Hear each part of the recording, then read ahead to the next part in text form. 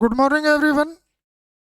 हमारा जो टॉपिक चल रहा है वो एक्चुअल में इंडियन इकोनॉमी से रिलेटेड चल रहे हैं, क्योंकि आईएएस प्री एग्ज़ाम 2026 का जो जीएस सेक्शन है उसकी शुरुआत हमने इंडियन इकोनॉमी से की है। आज का जो हमारा टॉपिक रहेगा वो रहेगा reserve bank of India, RBI. क्यों आरबीआई इम्पोर्टेंट है?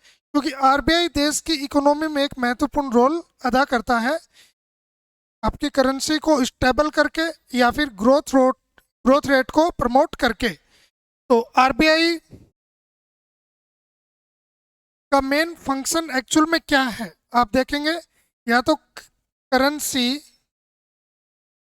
करेंसी को स्टेबल करना या फिर ग्रोथ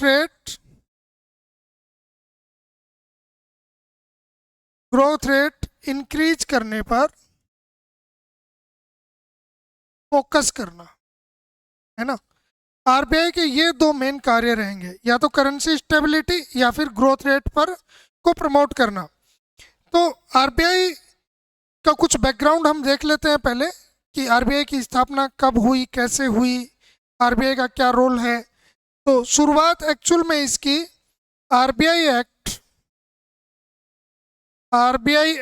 1934 से होती है।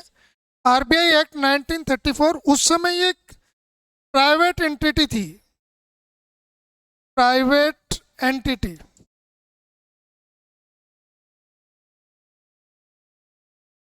लेकिन 1949 में इसका नेशनलाइजेशन कर दिया गया, इसका राष्ट्रीयकरण कर दिया गया। एक किस्म से ये गवर्नमेंट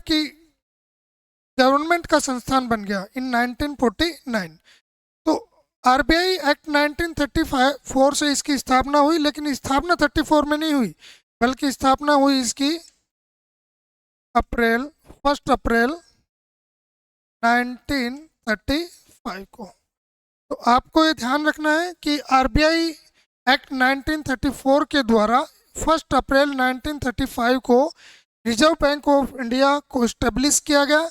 और स्टार्टिंग में ये एक प्राइवेट एंटिटी थी, बट इन 1949 में रिजर्व बैंक ऑफ इंडिया को नेशनलाइज कर दिया गया, मींस इसका राष्ट्रीयकरण कर दिया गया। ये एक गवर्नमेंट का संगठन बन गया, ठीक है ना। लेकिन ये पूर्णतः गवर्नमेंट का संगठन नहीं है, बल्कि ये एक ऑटोनोमस बॉडी है, ऑटोनोमस बॉडी।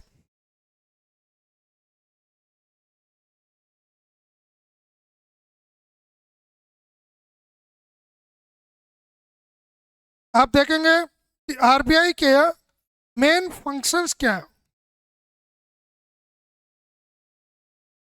आरबीआई के मेन फंक्शंस क्या हैं? प्राइस स्टेबिलिटी और इकोनॉमिक ग्रोथ मैंने ऑलरेडी आपको बताया। फिर ये देखिए,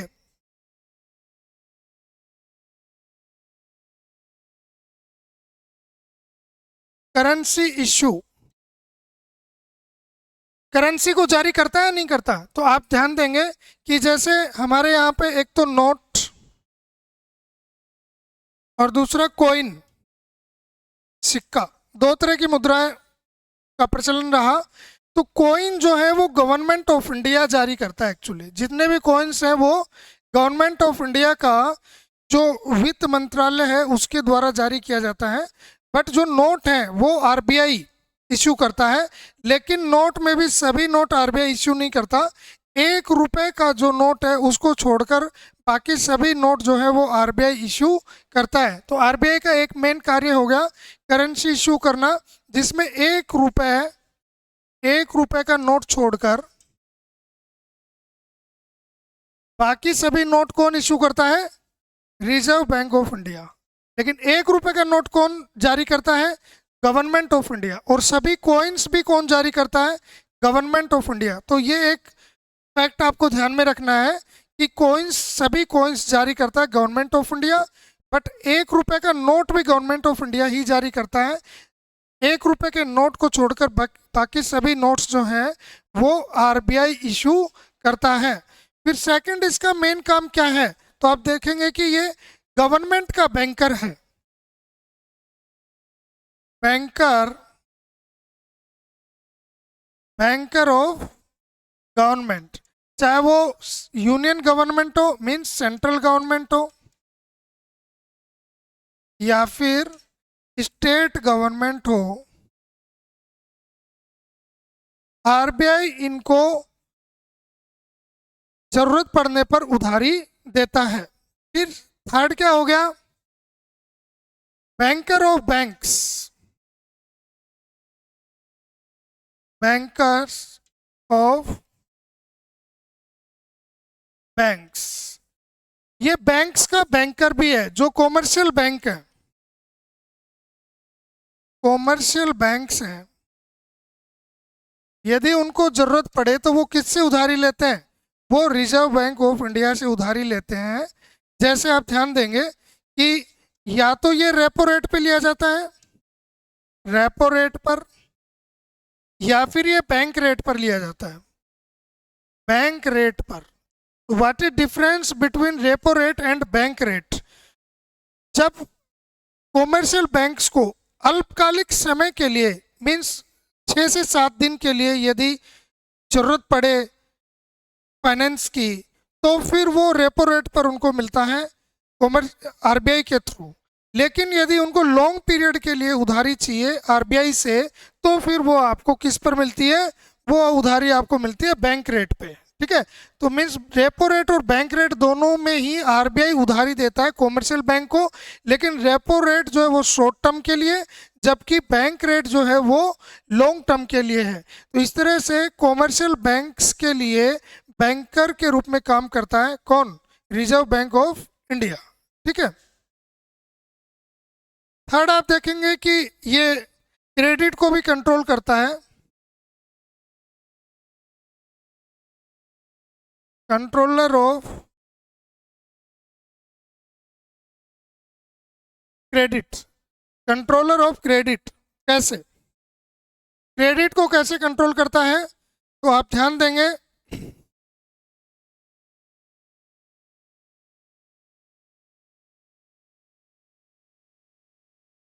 इन्फ्लेशन को कंट्रोल करने के लिए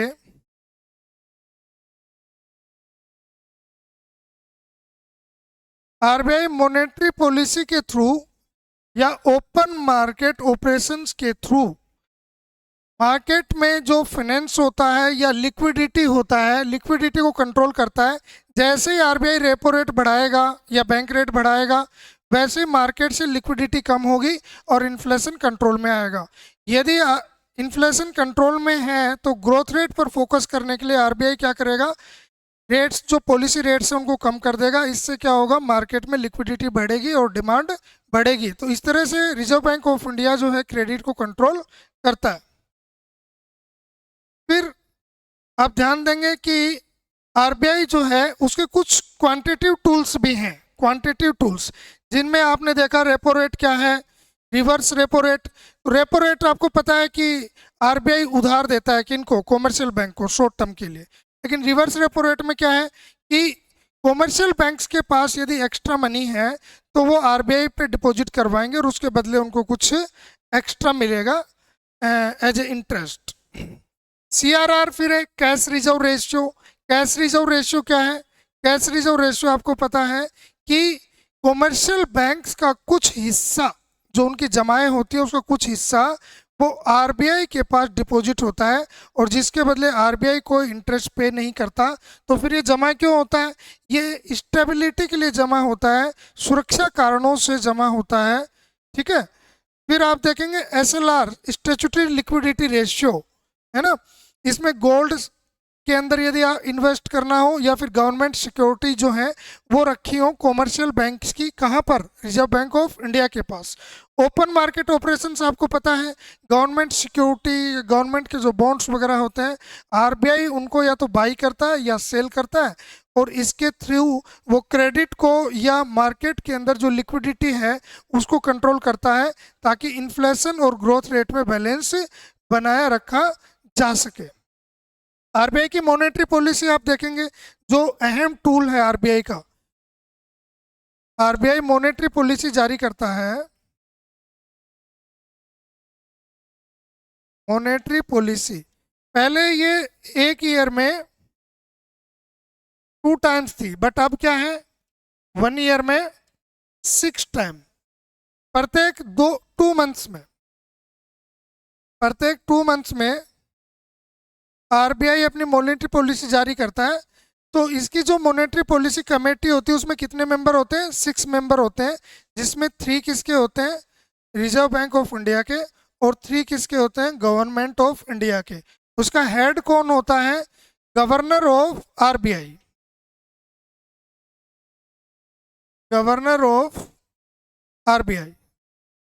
आपको पता है अभी फिलहाल गवर्नर ऑफ आरबीआई कौन है?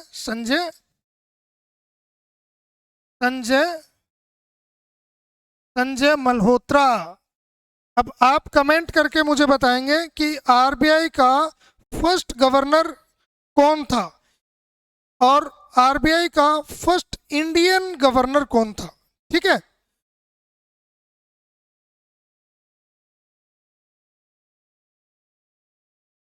कुछ फैक्ट्स आप ध्यान रखेंगे, जैसे आपसे टीसीएस में या यूपीएससी के क्वेश्चन में मान लीजिए स्टेटमेंट आता है कि क्या आरबीआई एक कॉन्स्टिट्यूशनल बॉडी है, तो आप कहेंगे आरबीआई कॉन्स्टिट्यूशनल बॉडी नहीं है। और आरबीआई जो है क्या कॉइन्स प्रिंट करता है? नहीं, आरबीआई कॉइन्स प्रिंट नहीं करता, बल्कि वो गवर्नमेंट ऑफ इंडिया करती है। तो RBI is lender of last resort, means government को यदि उधारी की जरूरत पड़े तो फाइनली वो किससे ले सकती है? रिजर्व बैंक ऑफ इंडिया से। क्या आरबीआई एनबीएफसी को भी रेगुलेट करता है? बिल्कुल, आरबीआई एनबीएफसी को भी रेगुलेट करता है, नॉन बैंकिंग फाइनेंशियल कंपनीज को। और फॉरेन जो एक्सचेंज है उसको आरबीआई किसके थ्रू कंट्रोल करता है? तो आप आंसर देंगे FEMA 1999, foreign exchange management act 1999 के थ्रू।